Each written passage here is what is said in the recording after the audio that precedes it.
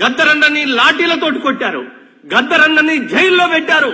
చివరికి తను ఏ తెలంగాణ కావాలని కొట్లాడారో ఆ తెలంగాణ గవర్నమెంట్ గడి ముందు 3 గంటలు ఎర్రటెండర్లో నిలబడ్డాం. కానీ లోపలికి అవకాశం ఇవ్వని ఓ దుర్మార్గమైన వ్యవస్థను కూడా నేను కల్లారా చూశాను. కానీ గద్దరన్న లాంటి మహా వ్యక్తికి చనిపోయినప్పుడు, శ్వాస వదిలినప్పుడు అక్కడ ఉన్నది ముగ్గురం. తన సూర్యం, వెన్నెల, నేను, రేవంత్ రెడ్డి గారు.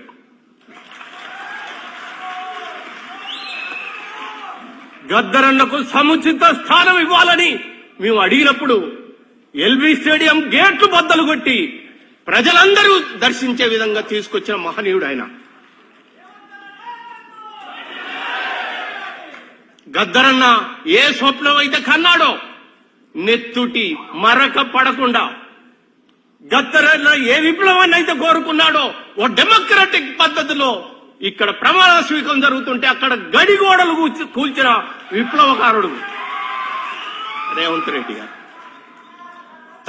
తన స్నేహితుల ఎడల ఎలా ఉంటాడో ఒక పగలు ఒక రాత్రి మొత్తం 4 వ్యక్తులు ఆ రోజు మొత్తం కూడా సూర్యంతో పాటు, వెన్నెలతోటి పాటు, జయరాజ్తోటి పాటు రేవంత్ రెడ్డి గారు, బట్టి విక్రమార్క, మధు యాష్కి గౌడ్ గారు.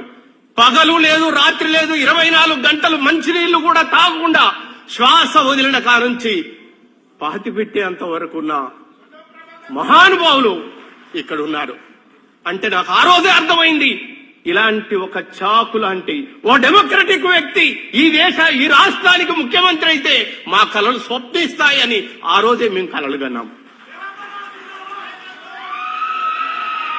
గద్దరన్న కలలు కన్నట్లే ఈరోజు ఏ కవికి కూడా, ఏ కళాకారుడికి కూడా ఒక ప్రజాయుద్ధ నౌకకు ఎలాంటి జన్మదిన వేడుకలు జరగాలనో అంత అత్యున్నతంగా జరుగుతున్న ఈ ఉత్సవాన్ని నిజంగా గద్దరన్న చూస్తే తన జన్మదినం ఎంత గొప్పగా ఉండేవాడు. అన్నా, నీ ఆశల కోసం నడుస్తాం, నీ పాటలై పాడుతాం, నీ ప్రశ్నలపై